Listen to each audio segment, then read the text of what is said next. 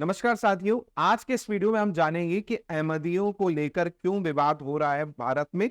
साथ में इनके पूजा स्थल को भी पाकिस्तान में तोड़ा गया है और इनका इतिहास क्या है, अहमदिया कौन है, ये इस वीडियो में पूरा मैं आपको डिटेल में बताने वाला हूं। तो चलिए शुरुआत करते हैं इस वीडियो की। सबसे पहले हम जानते हैं अहमदियों को लेकर जो ताजा विवाद है वो क्यों आखिर खड़ा हो रहा है। तो सबसे पहले मैं आपको बता दूं कि अहमदियों को मुस्लिम नहीं मानने को लेकर विवाद हो रहा है। ये हमारे देश में चल रहा है और बाकी देशों में भी ये है। इसके जो नींव अगर देखा जाए हमारे देश में तो 13 साल पहले पड़ी थी।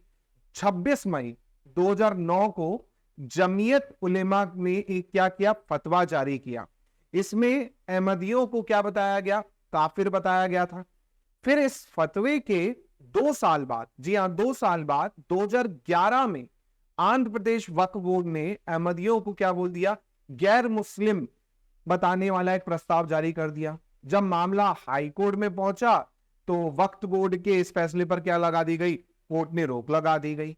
इसी प्रकार 2023 में दोबारा आंध्र प्रदेश वक्फ बोर्ड ने एक प्रस्ताव और जारी किया और अहमदियों को फिर से मुस्लिम मानने से क्या कर दिया, उन्होंने इनकार कर दिया। ये फरवरी की बात है, लेटेस्ट में।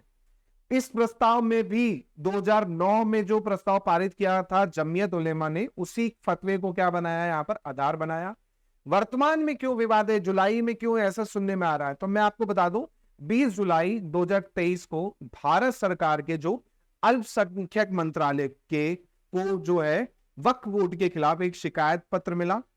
अगले ही दिन यानी 21 जुलाई को केंद्रीय अल्पसंख्यक मंत्रालय ने आंध्र प्रदेश के मुख्य सचिव को पत्र लिखकर उनसे जवाब मांगा और केंद्र सरकार का कहना है कि वक्फ बोर्ड का ये प्रयास जो है अहमदिया समुदाय के खिलाफ कैसा है, घृणा फैलाने जैसा है ना, क्योंकि वो भी हमारे भाई है। इस संगठन के पास किसी समुदाय को, मुस्लिम धर्म को अलग करने की अधिकार नहीं। वक्फ बोर्ड के बारे में बात हो रही है, तो ये था विवाद जो वर्तमान में चल रहा है। अब आते हैं हम अहमदिया कौन है, इनके बारे में, इनका इतिहास क्या है, शुरुआत कहां से हुई, पूरा इस वीडियो में आपको मैं बता रहा हूं। चलिए तो शुरुआत की बात करते हैं। तो साल 1889, जी हां 1889 की बात है। पंजाब का लुधियाना जिला, जिसमें है कदियान नामक गांव, जहां पर मिर्जा गुलाम अहमद ने अहमदिया समुदाय की शुरुआत की। जी हां, मिर्जा गुलाम अहमद। उन्होंने बैठक बुलाई और अपने आप को क्या किया, खलीफा घोषित कर दिया। उन्होंने शांति, प्रेम, न्याय और जीवन की पवित्रता जैसी शिक्षाओं पर जोर दिया।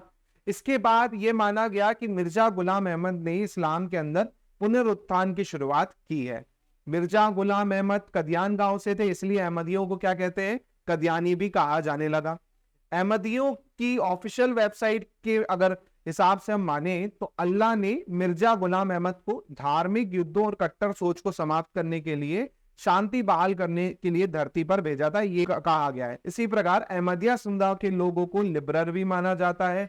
इसी की वजह से मिर्जा गुलाम अहमद दूसरे धर्म के संस्थापक संतों जैसे ईरानी प्रोफेट जोरेस्टर, अब्राहिम, मूसा, जीसस, कृष्ण, बुद्ध और गुरु नानक की शिक्षाओं पढ़ने पर भी क्या देते, जोर देते हैं। उनका मानना था कि इन शिक्षाओं के जरिए ही कोई इंसान सच्चा मुस्लिम बन सकता है। इसी के साथ अगर मैं बात करूं यहाँ पर, तो आप देख सकते हैं भारत से निकलकर दुनिया भर में अहमदिया जो है फैले हुए हैं। संस्थापक की मैंने अभी आपको बताया, मिर्जा गुलाम अहमद संस्थापक है। वर्तमान खलीफा जो है वो है मिर्जा मसरूर अहमद। भारत में इनकी आबादी की तो लगभग 10 लाख के आसपास इनकी आबादी है और कुल 200 देशों में इनकी मौजूदगी है।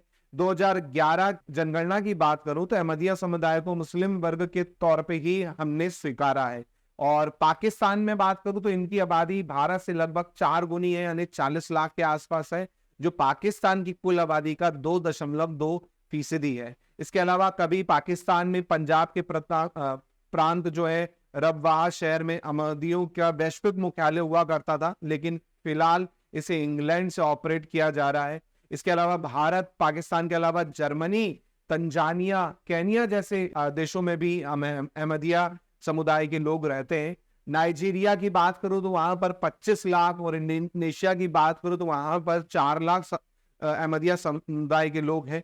इसके अलावा पूरी दुनिया भर में अहमदिया कम्युनिटी के 16,000 मस्जिदें, 16,000 मस्जिदों के साथ में 600 स्कूल, 30 हॉस्पिटल भी है, और ये जो सोर्स है मैं आपको बता दूं, ये जो उनकी वेबसाइट है वहां से लिया गया है। चलिए, तो इसमें कुछ और बातें हैं वो भी मैं आपको बता देता हूँ। अहमदिया समुदाय के लोगों पर क्या है, आरोप लगता है कि मोहम्मद साहब को वो आखिरी पैगंबर नहीं मानते। ये कहना है जिनका जमीयत उलमा हिंद के राष्ट्रीय सचिव है मौलाना नियाज फारूकी ने एक इंटरव्यू में कहा था कि अहमदिया के साथ मुसलमान शब्द जोड़ना ही गलत है। सारी दुनिया में मुसलमानों के हर तबके ने अहमदिया को क्या माना है, गैर मुस्लिम माना है। इसकी वजह आप जानेंगे तो यही है कि वो है पैगंबर मोहम्मद को हमारे आखिरी नबी है, उन्हें वो आखिरी नबी नहीं मानते, इसलिए उन्हें क्या कहा जा रहा है, काफिर मुसलमान कहा जा रहा है बेसिकली अहमदियों को, है ना। इसके बाद अगर मैं अहमदियों समुदाय की ऑफिशियल वेबसाइट की बात करूं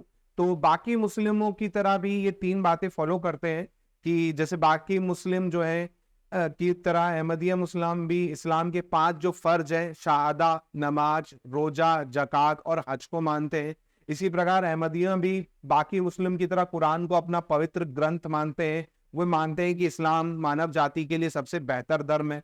इसी प्रकार अहमदिया पैगंबर मोहम्मद को भी मानते हैं। वह ये मानते हैं कि पैगंबर मोहम्मद आखिरी बार अल्लाह के मैसेज लेकर धरती पे आए थे। ये अहमदियों का कहना है ना। इसके अलावा अगर मैं बात करूं मक्का में, तो 49 साल पहले मक्का में अहमदियों को क्या बता दिया गया था, गैर मुस्लिम बता दिया गया था।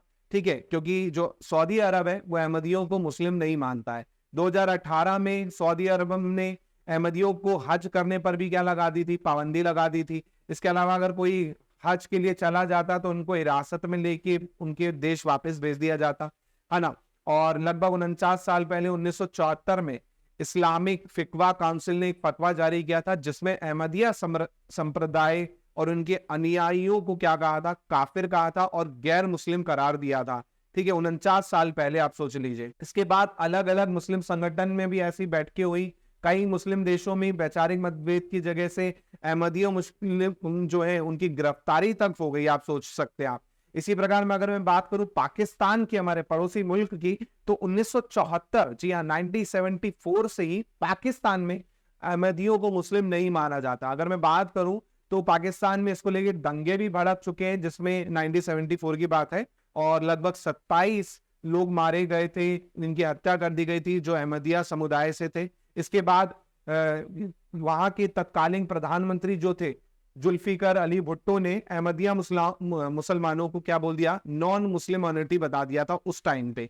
उसके बाद फिर अहमदिया समुदाय ने इसका विरोध भी किया, लेकिन बाद में फिर एक पाकिस्तान दंड संहिता 298 के अंतर्गत, जी हाँ पाकिस्तान दंड संहिता की धारा 298 के तहत अहमदियों को मुस्लिम कहना जुर्म करार दे दिया था। आप सोच लीजिए, जुर्म था। अगर आप क्या बोलेंगे, अगर कोई अहमदिया खुद को क्या बोल दे, मुस्लिम बोल दे, तो उससे 3 साल की सजा तक हो सकती थी, आप सोचिए। इसी के साथ साथ 2002 में भी अहमदियों लोगों के लिए पाकिस्तान सरकार ने अलग वोटर लिस्ट प्रिंट करवाई, जिसमें उन्होंने उन्हें गैर मुस्लिम माना है, यहीं से देख सकते हैं, है ना। इसके अलावा पाकिस्तान में अहमदियों समुदाय के लोगों का कब्रिस्तान से लेके मस्जिद तक सब कुछ अलग ही है। यहाँ पर आप यहाँ से देख सकते हैं।